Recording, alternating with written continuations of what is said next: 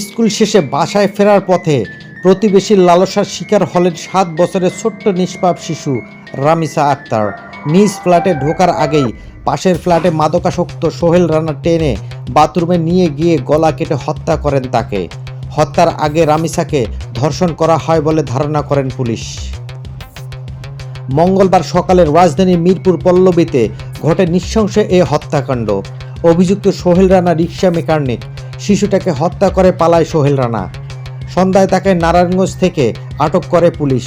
তবে এর আগে তার স্ত্রী শম্পাকে বাসা থেকে আটক করেন পুলিশ। সোহেল শম্পা দম্পতির ঘরে মেয়েটিকে হত্যা করা হয়েছে। সোহেল একটি রিকশার গ্যারেজ কাজ করেন। প্রতিবেশী হওয়ায় রামিসা ও তার বাবা মায়ের সঙ্গে সোহেলের পরিচয় ছিল। রামিসা মিরপুর পল্লবী পপুলার মডেল স্কুলের 2য় শ্রেণীর শিক্ষার্থী। মঙ্গলবার সকালে রামিসা বাসায় না ফেরায় পরিবারের সদস্যরা খোঁজাখুঁজি শুরু করেন। বাইরে কোথাও খুঁজে না পেয়ে প্রতিবেশী সোহেলের বাসার বন্ধ দরজা টোকা দেন। ভেতর থেকে দরজা বন্ধ ছিল। ডাকাডাকি করে ভেতর থেকে কারো সাড়া না পেয়ে 999 নম্বরে বিষয়টি জানানো হয়। এরপর সকাল 10:30টার দিকে পল্লবী থানা পুলিশ ঘটনাস্থলে যায়। স্থানীয় লোকজনের সহায়তায় বন্ধ দরজা ভেঙে পুলিশ বাসার ভিতরে ঢুকে সোহেলের ঘরে রক্ত দেখতে পায়। এরপর প্রথমে খাটের নিচ থেকে শিশুটির মাথাবিহীন মরদেহ পাওয়া যায়। শরীর বিব্রস্ত ছিল। খাটের নিচে এক কোণায় রঙের খালি প্লাস্টিক বালতির মধ্যে কাটা মাথার সন্ধান মেলে। সোহেলের স্ত্রী শম্পা রান্নাঘরে লুকিয়েছিলেন। সেখান থেকে তাকে আটক করা হয়। এর আগেই সোহেল পালিয়ে যান। অপর 2 কক্ষে তালাবদ্ধ ছিল।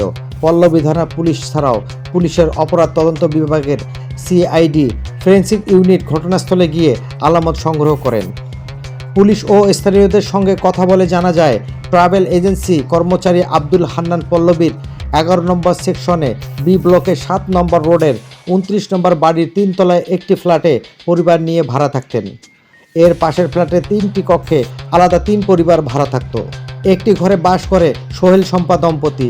ওই ঘর থেকে শিশুটির মরদেহ উদ্ধার করা হয়। এ সময় শিশুটির মাথা শরীরে বিচ্ছিন্ন অবস্থায় ছিল। পুলিশের প্রাথমিকভাবে ধারণা, ধর্ষণের পর রামিসাকে হত্যা করা হয়ে থাকতে পারে। পল্লবী থানার ভারপ্রাপ্ত কর্মকর্তা ওসি হাসান বাশির বলেন, শিশুটি স্কুল থেকে বাসায় ফিরছিল। তাদের পাশের ফ্ল্যাটের থাকতো মাদকাসক্ত সোহেল রানা। 2 ফ্ল্যাটের মাঝখানে ফাঁকা জায়গা থেকে সোহেল শিশুটিকে টেনে রুমের মধ্যে ঢুকিয়ে নেয়। পরে বাথরুমে গিয়ে গলা কেটে হত্যা করেন। আমাদের ধারণা, ধর্ষণ করে শিশুটিকে গলা কেটে হত্যা করা হয়েছে। তিনি আরও জানান, ঘটনার সময় সোহেলের বউ ঘুমন্ত অবস্থায় ছিল। এ বিষয়ে সংবাদ সম্মেলনে বিস্তারিত জানানো হবে। ঘটনার পর পুরো এলাকায় আতঙ্ক ও শোকের ছায়া নেমে এসেছে।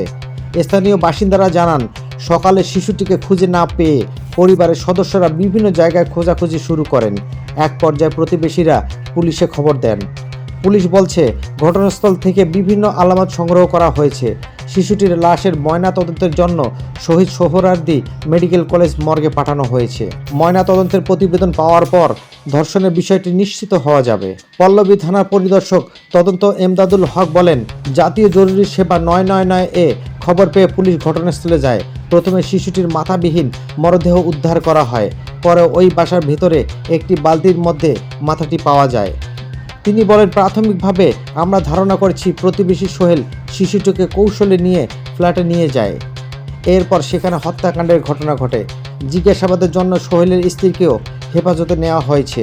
পল্লবী থানা পুলিশ জানিয়েছেন, হত্যার পেছনের কারণ, ঘটনার সময়কার পরিস্থিতি এবং অন্য কেউ জড়িত ছিল কিনা সব দিক খতিয়ে দেখা হচ্ছে।